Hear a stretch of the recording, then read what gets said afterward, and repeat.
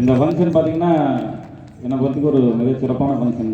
என்னோட லைஃப் நான் நினைக்க மறக்க முடியாது. ஏன்னாங்க நான் இந்த இடத்துல வந்து நின்று இன்றைக்கி டீம் போட்டு பண்ணுறேன் அப்படின்னாங்க நான் எடுக்கிற ஒரு ஸ்டெப்பு ஒரு ஆட்டம் பார்த்தீங்கன்னா எல்லாரும் வந்து அப்பா வந்து பையனுக்கு சொல்லி கற்றுக் கொடுப்பாங்க. என் பையன் தான் எனக்கு ட்ரெயினர்.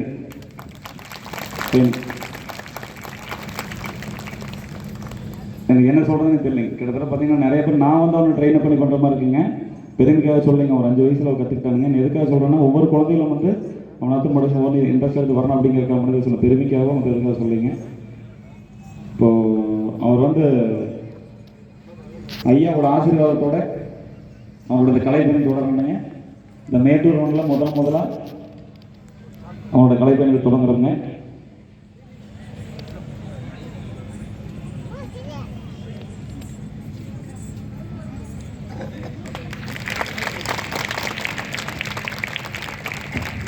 அனைவருக்கும் வணக்கம்.